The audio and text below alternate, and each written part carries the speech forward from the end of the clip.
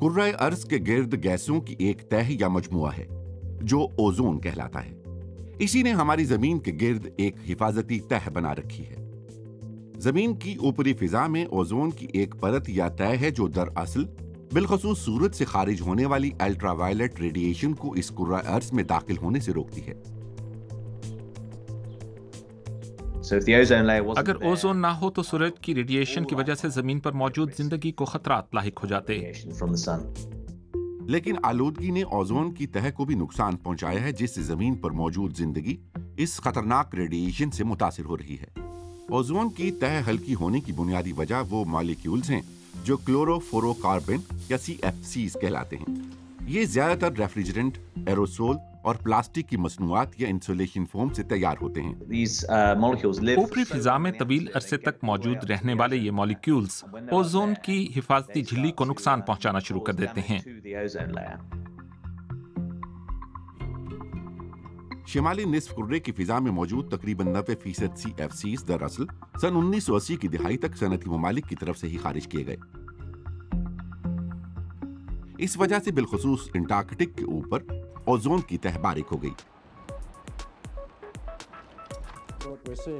यह हकीकत जानने के बाद तब एक गैर मामूली पेशरफ्त ये हुई कि ओजोन के लिए खतरनाक करार दिए जाने के बाद सन 1989 में CFCs पर मुकम्मल तौर पर पाबंदी आयद कर दी गई।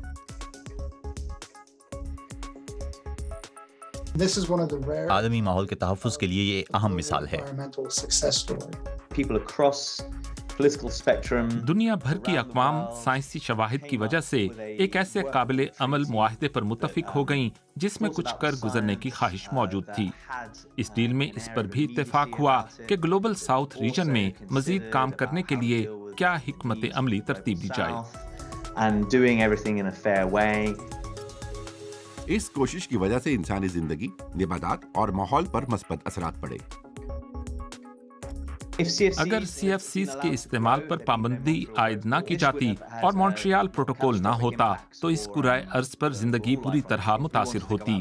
इस सूरत हाल में अगर हमें बाहर जाना होता तो हमें जिस्म का हर हिस्सा ढांपना पड़ता, सनस्क्रीन लगाना पड़ती और हैट और ऐनक पहनना पड़ती। इसके बावजूद भी कोई 10 मिनट से ज्यादा बाहर ना रह सकता। ये एक इंतहाई तबाहकुन दुनिया होती। एक अंदाजे के मुताबिक सन 2030 तक सालाना बुनियादों पर स्किन कैंसर में मुब्तला अफराद की तादाद 2 मिलियन कम हो जाएगी। हम इस आलमी माहौलियाती डील के फायदे देख सकते हैं।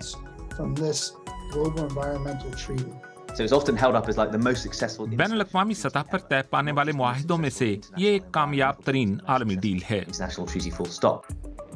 मॉन्ट्रियल डील की वजह से ग्लोबल वार्मिंग पर काबू पाने में भी मदद मिली। CFCs न सिर्फ ओजोन की तह के लिए खतरनाक हैं, बल्कि इनसे दरख्तों की नशोनुमा भी मुतासिर होती थी जो कार्बन डाइऑक्साइड को जज्ब करते हैं। माहिरीन के मुताबिक इस डील की अदम मौजूदगी में इस वक्त दुनिया में इन खतरनाक गैसों की शरह मौजूदा शरह से 30% ज्यादा होती। इसके अलावा CFCs बजाते खुद इंतहाई खतरनाक ग्रीन हाउस गैसों का मंबा भी हैं। यानी इजाफी CFCs का मतलब है फिजा में ज्यादा कार्बन गैसें। मॉन्ट्रियल प्रोटोकॉल की वजह से ग्लोबल वार्मिंग को 2.5 डिग्री सेंटीग्रेड तक महदूद करने में भी मदद मिली। ये आलमी डील इतनी कामयाब क्यों हुई और हमने इससे क्या सबक सीखा? मॉन्ट्रियल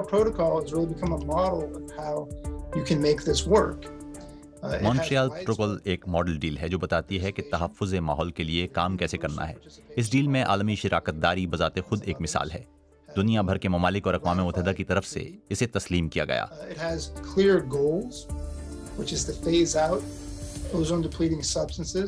इसमें दिए गए मकासद वाज़ेह हैं, यानी ओजोन को बचाने के लिए एक निज़ामुल औक़ात तरतीब दिया गया।